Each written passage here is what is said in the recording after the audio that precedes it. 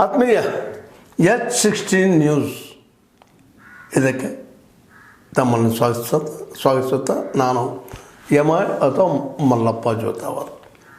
ಆತ್ಮೀಯರೇ, ಈಗಾಗಲೇ ಮಹಾರಾಷ್ಟ್ರದ ಮುಗಿದ ಅಧ್ಯಾಯ. ಫಡ್ನವೀಸ್ ಅವರು ಮುಖ್ಯಮಂತ್ರಿ ಆದರು ಅಂತ ಹೇಳುವಷ್ಟರಲ್ಲೇ ಮತ್ತು ಹೊಸ ಸಮಸ್ಯೆ ಸ್ಟಾರ್ಟ್ ಆಗಿದೆ ಮಹಾರಾಷ್ಟ್ರದಲ್ಲೇ.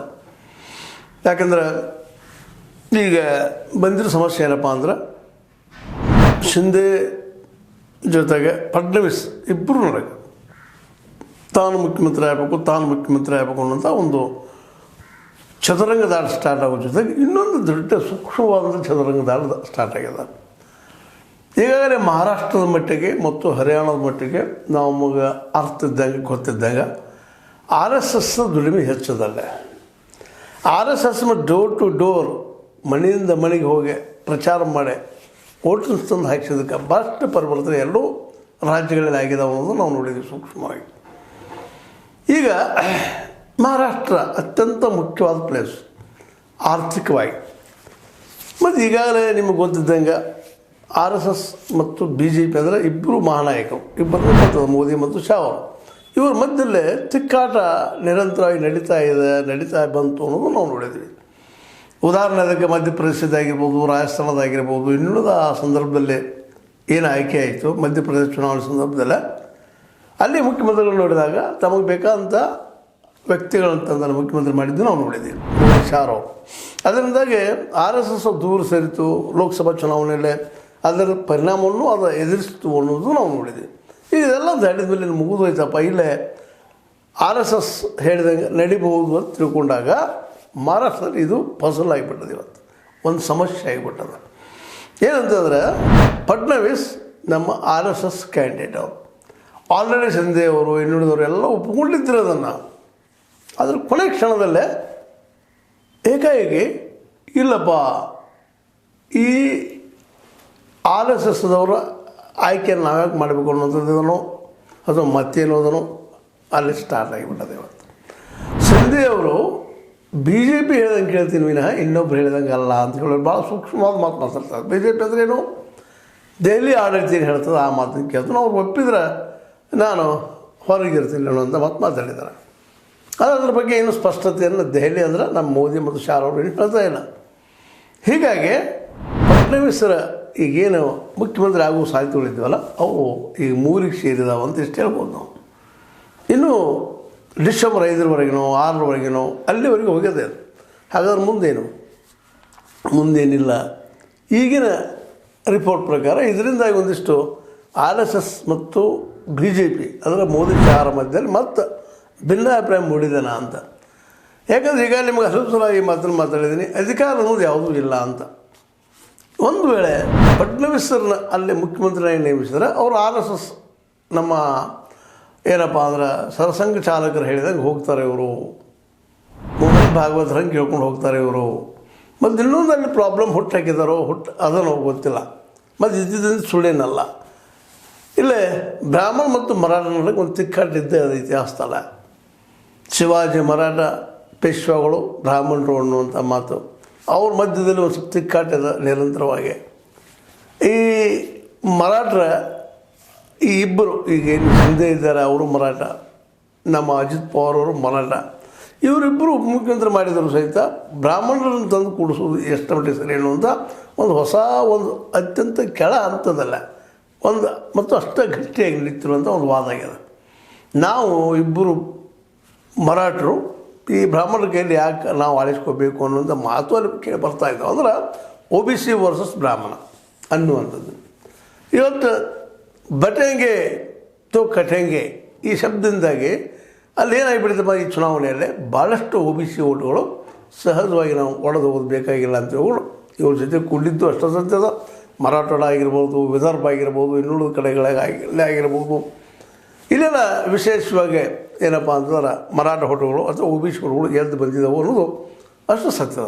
ಇದಕ್ಕೆ ಕಾರಣ RSSನೂ ಹೌದು, RSS ಡೋರ್ ಟು ಡೋರ್ ಹೌದು, ಒಳ್ಳೆಯ ವರ್ಕ್ ಮಾಡಿದ್ದು. ಮತ್ತು ಕೊನೆ ಕ್ಷಣದಲ್ಲಿ ಮೋದಿಯವರು ಇನ್ನೊಂದು ದೇಶಕ್ಕೆ ಪ್ರವಾಸಕ್ಕೆ ಹೋದರು, ವಿದೇಶಕ್ಕೆ ಅನ್ನೋದು ಕೆನ್ಯಾಗ ಗೊತ್ತಂದ್ರೆ ನಿಮಗೆ. ಆದ್ರೆ ತಮ್ಮಿಂದ ನಾವು ಗೆಲ್ಲಕ್ಕೆ ಆಗೋದಿಲ್ಲ ಅನ್ನೋದು ಭಾವನೆಯಿಂದನೋ ಮತ್ತು ಯಾವ ಕಾರಣದಿಂದನೋ ಹೋಗಿದ್ರು. ಈಗ ಮತ್ತದು ಮಹಾರಾಷ್ಟ್ರದ ಮುಖ್ಯಮಂತ್ರಿನ ತಮಗೆ ಬೇಕಾದಂಥವ್ರು ನೇಮಿಸ್ಕೊಳ್ಬೇಕು ಅನ್ನುವಂಥದ್ದು. ಮತ್ತು ಸಿಂಧೆ ಅವರು ಅಲ್ಲಿ ಪಕ್ಷ ಹೊಡೆದಿದ್ದು ಮೋದಿ ಮತ್ತು ಶಾರ್ ಅವರ ಮಾರ್ಗದರ್ಶನದಲ್ಲ. ಹೀಗಾಗಿ ಇವತ್ತು ಸಿಂಧೆ ಅವರಿಲ್ಲ, ಅವ್ರು ಹೇಳಿದ್ರೆ ನಾನು ಮಾಡ್ತೀನಿ ಅನ್ನುವಂಥ ಮಾತು. ಇನ್ನು ಸೀಟ್ ಹಂಚಿಕೆ ಏನು ಪ್ರಾಬ್ಲಮ್ ಇಲ್ಲ, ಸೀಟ್ ಹಂಚಿಕೆ ಆಗಿದೆ. ಬಿ ಜೆ ಪಿಗೆ 50%, 30% ಸಿಂಧೆ ಬಣಕ್ಕೆ, ಇನ್ನು 20% ನಮ್ಮ ಅಜಿತ್ ಪವಾರ್ ಬಣಕ್ಕೆ ಅಂತ ಆಗ್ಯಾವ. ಆದ್ರೆ ಇಲ್ಲಿ ಬಂದಿದ್ದೇನಪ್ಪ ಅಂದ್ರೆ ಮುಖ್ಯಮಂತ್ರಿ ಯಾರು ಅನ್ನುವಂಥದ್ದು. ಮುಖ್ಯಮಂತ್ರಿ ಇಲ್ಲ ಅಂತಂದ್ರೆ ನನಗೆ ಗೃಹ ಖಾತೆ ಕೊಡ್ರಿ ಅಂತ ಕೇಳುವಂಥದ್ದು. ನಾವು ಉಪಮುಖ್ಯಮಂತ್ರಿ ಆಗೋದಿಲ್ಲ ಅಂತ ಸಿಂಧೆ ಅವ್ರು ಹೇಳ್ತಾ ಇದ್ದಾರೆ ಅಂತ ಕೇಳ್ಬರ್ತಾ ಇದ್ದಾರೆ. ಹೀಗಾಗಿ ಒಟ್ಟಾರೆ ಇಡೀ ಒಂದು ವ್ಯವಸ್ಥೆ ಗೋಚರಾಗ್ಯದ. ಇದ್ರ ನಡಕ್ಕೆ ಮತ್ತೊಂದು ಮಾತು ಅಂತ ಬರ್ತಾ ಇದೆ, ಇಲ್ಲಪ್ಪ ಇದು ಮೋದಿ ಮತ್ತು ಶಾರ್ ಅವರು ಹುಟ್ಟಾಕಿದ ರಾಜಕೀಯ ತಂತ್ರ. ಇಲ್ಲಿವರೆಗೆ RSSದ ದುಡಿಮೆಯನ್ನು ತೆಗೆದುಕೊಂಡ್ರು, ಹೋರಾಟ ಮಾಡಿತು, RSS ಪ್ರತಿ ಮನೆಗೆ ಹೋಗಿ ಮುಟ್ಟಿಸ್ತು, ಎಲ್ಲ ಆಯಿತು. ಬಟ್ಟೆಗೆ ಕಟ್ಟಂಗೆ ತಿಳ್ಕೊಂಡು ನಮ್ಮ ಇವರು ಯಾರು ಯೋಗಿ ಆದಿತ್ಯನಾಥರಾಗಿರ್ಬೋದು, ಇನ್ನುಳಿದವರಾಗಿದ್ದು ಬಂದು ಪ್ರಚಾರ ಚೆನ್ನಾಗಿ ಮಾಡಿದರು, ಮೋದಿ ಸಹಿತ ಚೆನ್ನಾಗಿ ಮಾಡಿದರು. ಆದ್ರೆ ಇವತ್ತು ಈ ಅಧಿಕಾರ ಹಿಡಿಯೋ ಸಂದರ್ಭದಲ್ಲಿ ಮಾತ್ರ, ಯಾಕಂದರೆ ಈಗ ನಿಮ್ಗೆ ಗೊತ್ತಿದ್ದಂಗೆ ಮಹಾರಾಷ್ಟ್ರ ಅಥವಾ ಮುಂಬೈ ಇಡೀ ಇಂಡಿಯಾದಲ್ಲಿ ಅತ್ಯಂತ ಆರ್ಥಿಕವಾಗಿ ಬಲಿಷ್ಠವಾದ ಪ್ರದೇಶವು. ಹೀಗಾಗಿ ಅದರ ಮೇಲೆ ಕಮಾಂಡನ್ನು ತಮ್ಮದಿಟ್ಕೋಬೇಕು ಅನ್ನುವಂಥ ಒಂದು ಇಲ್ಲಿ ಅಧಿಕಾರದ ತಿಕ್ಕಾಟ ನಡೆದ RSS ಮತ್ತು BJP ನಡಕ. ಮತ್ತು ಈಗ ನಡ್ಡಾ ಅವರನ್ನು ನೀವು ಕೇಳಿದ್ವಿ, ನಾವು ಕೇಳಿದ್ವಿ, ಇಲ್ಲ ಇಲ್ಲೇ ನಾವು ನಮ್ಮ ಸ್ವಂತ ಕೈ ಮೇಲೆ ನಡೀತಾ ಇದ್ದೀವಿ, ಇಲ್ಲೂ ಕೇಳ್ಕೊಂಡ್ಬಂತು RSS ಏನೋ ನಾವು ಕಾಲ ಮೇಲೆ ನಡೆದಿದ್ದೀವಿ ಅನ್ನೋಂಥ ಮಾತನ್ನು ಮಾತಾಡಿದರು. ಈಗೇನು ನಡೆಕೊಂಡು ಸ್ವಲ್ಪ ಏನೋ ಮತ್ತೆ ಬಂತು ತಿಕ್ಕಾಟ ಬಂದಾಗ, ಮತ್ತು ಸೋಲುಗಳು ಮೇಲೆ ಬಂದಾಗ ಮೋದಿ ಅವರು ಸಹಜವಾಗಿ RSS ಮೊರೆ ಹೋದರು, ಬೆನ್ನು ಹತ್ತಿದ್ರು, ಶಾರ್ ಅವರು ಹೋಗಿ ಭೇಟಿ ಆದರು ಅಂತ ಶುರು ಆಗಿದ್ರೆ ನಾವು ಕೇಳಿದ್ವಿ. ಇವತ್ತು ಮತ್ತೊಂದು ಹೊಸ ಶುರು ಆಗಿಬಿಟ್ಟದು ಏನಪ್ಪ ಅಂತಂದ್ರೆ, ಮತ್ತು ಅಲ್ಲೇ ಏನಪ್ಪ ಅಂದ್ರೆ ಟಗ್ ಆಫ್ ವಾರ್ ಈ ಒಂದು ಅಧಿಕಾರ ಸ್ಪರ್ಧೆ ನಡೆದಂತ. ಈ ಹಿನ್ನೆಲೆಯಲ್ಲೇ ಇದನ್ನೆಲ್ಲ ವಿಚಾರ ಮಾಡಿದಾಗ ಸಹಜ ಅನ್ನಿಸ್ತದೆ, ಈ ದೇಶದಲ್ಲಿ ಅಧಿಕಾರಕ್ಕಾಗಿ ಏನು ಬೇಕಾದ ಆಗ್ತಾವಪ್ಪ ಘಟನೆಗಳು ಅಂತೇಳಿ. ಇಲ್ಲಿ ಎಷ್ಟಲ್ಲ ಜಗತ್ತಿನ ಯಾವುದೇ ಮೂಲೆಗೆ ಹೋದರೂ ಅದು ನಮ್ಮಲ್ಲಂತೂ ಇನ್ನೂ ಹೆಚ್ಚಾಗಿದೆ ಅಂತೇಳಿ. ಆದರೆ ಇಲ್ಲೇ ನಮ್ಮ ಫಡ್ನವೀಸರನ್ನ ಕೇವಲ ಬ್ರಾಹ್ಮಣ್ಯ ದೃಷ್ಟಿ ಇಟ್ಕೊಂಡು ಮತ್ತೆ ದೃಷ್ಟಿ ಇಟ್ಕೊಂಡು ಮುಖ್ಯಮಂತ್ರಿ ಆಗಬಾರ್ದು ಅನ್ನೋಕ್ಕಿಂತಲೂ ಇವತ್ತು BJP ಹೆಚ್ಚಿನ ಪ್ರಮಾಣದಲ್ಲಿ ಆಯ್ಕೆಯಾಗಿ ಬಂದದ. ಆದರೆ RSS ಕ್ಯಾಂಡಿಡೇಟ್ ನಮ್ಮ ಇವರು ಫಡ್ನವೀಸ್, ಬಟ್ ಶಾ ಮತ್ತು ಮೋದಿ ಅವ್ರಿಗೆ ಈ ಕ್ಯಾಂಡಿಡೇಟ್ ಬೇಡ ಆಗ್ಯದ ಅಂತ ಅನ್ನಿಸ್ತದೆ. ಅವ್ರಿಗೆ ಬೇಕಾಗಿದ್ದು ಏನಪ್ಪ ಅಂದ್ರೆ ತಾವು ಹೇಳಿದ ಕೇಳುವಂತಹ ಒಬ್ಬ ಅವ್ರ ಕೈಲಿರುತ್ತಿರುವಂಥ ಒಬ್ಬ ಮುಖ್ಯಮಂತ್ರಿ ಬೇಕಾಗಿದ್ದಾರೆ ಅನ್ನುವಂಥ. ಅದಕ್ಕಾಗಿ ಸಂಜೆ ಅವರನ್ನು ಮತ್ತು ಇವ್ರನ್ನ ಒಂದೇನೋ ತಿಕ್ಕಾಟ ನಡೆದು BJP ಹೇಳಿದರೆ ನಾನು ಹಿಂದೆ ಸೇರ್ತೀನಿ ಅಂತ ಹೇಳುವಲ್ಲಿ ಏನು ಅರ್ಥದ. ನಮ್ಮ ಫಡ್ನವೀಸ್ ಅವರು ಆಲ್ರೆಡಿ ಈಗಾಗಲೇ ಮುಖ್ಯಮಂತ್ರಿ ಘೋಷಣೆ ಹಾಗೂ ಎಲ್ಲ ಸಾಧ್ಯತೆಗಳಿದ್ದು ಈ ನಡುವನ ಏಕಾಏಕಿ ಸಂಜೆ ತಮ್ಮ ಊರಿಗೆ ಹೋಗಿದ್ದಾರೆ. ಇಂದು ನಾಳೆ ಬರ್ಬೋದು, ಚರ್ಚೆ ನಡೀತದೆ. ಅವರು ಈಗ ಏನಪ್ಪ ಅಂದ್ರೆ ನಾವಿಬ್ಬರು ಮರಾಠರು ಆ ಬ್ರಾಹ್ಮಣರ ಕೈಯಲ್ಲಿ ಆಳಿಸ್ಕೊಳ್ಳೋದಿಲ್ಲ ಅನ್ನೋಂಥ ಮಟ್ಟಕ್ಕೆ ಅವ್ರನ್ನ ಬೇಕಾದ್ರೆ ಮತ್ತೆ ಬೇರೆ ಖಾತೆ ಕೊಡ್ರಿ, ನಿಮ್ಮ 50% ತೊಗೊಳ್ರಿ, ಅದರ ಮುಖ್ಯಮಂತ್ರಿಗೆ ಯಾರು ನಾವಂತೂ BJP ಹೇಳಿದ್ರೆ ಸರಿತೀವಿ ಅಂತ ಹೇಳ್ತಾ ಇದ್ದಾರೆ ಸಿಂಧೆ ಅವರು.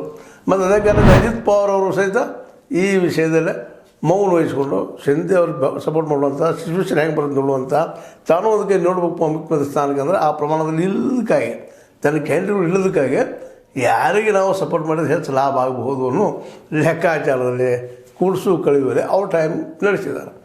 ಒಟ್ಟಾರೆ ಇಡೀ ಮಹಾರಾಷ್ಟ್ರದ ಒಂದು ರಾಜಕೀಯ ನೋಡಿದಾಗ ಇವರೆಲ್ಲರೂ ತಮ್ಮ ತಮ್ಮ ಅಧಿಕಾರಕ್ಕಾಗಿ ತಿಕ್ಕಾಟ ನಡೆಸಿದ್ದಾರೆ. ಅಲ್ಲಿಯ ಜನರ, ಅಲ್ಲಿಯ ಬಡತನದ ಬಗ್ಗೆ, ಅಲ್ಲಿ ಉದ್ಯೋಗ ಸೃಷ್ಟಿ ಬಗ್ಗೆ ಇವರಲ್ಲಿ ಯಾವ ಚಿಂತನೆ ಇಲ್ಲ ಅನ್ನೋದು ಇದೆಲ್ಲರಿಂದ ಗೊತ್ತಾಗ್ತದೆ. ಅದೇನೋ ಆಗಲಿ ನಡೆದಿದ್ದ ಈಗ ಎಲ್ಲರೂ ಅದಕ್ಕೆ ಜಯ ಅನ್ನುವಂಥ ಪ್ರಸಂಗದ.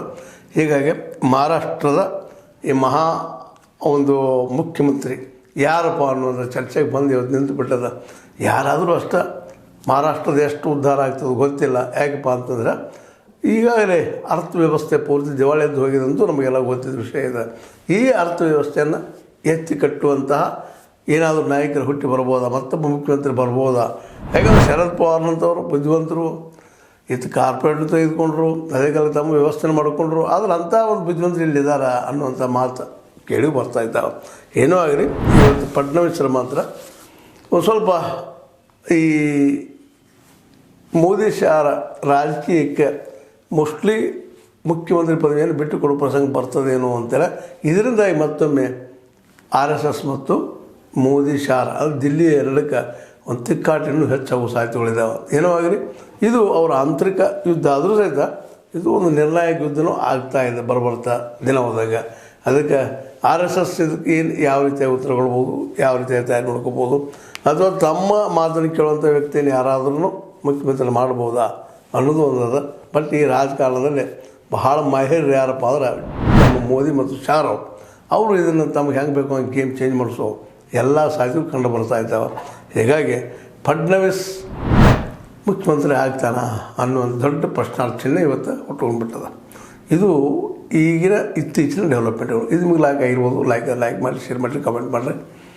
ಮತ್ತು ಅದೇ ಕಾಲಕ್ಕೆ ಇದನ್ನು ಸಬ್ಸ್ಕ್ರೈಬ್ ಆಗೋದು ನಿಲ್ಲಿಸಕ್ಕೆ ಹೋಗಬೇಡ್ರಿ. ಯಾಕಂದ್ರೆ H16 ನ್ಯೂಸ್ ಇದು ಸತ್ಯದ ಕೈಗಳಲ್ಲಿ ವಂದನೆಗಳು.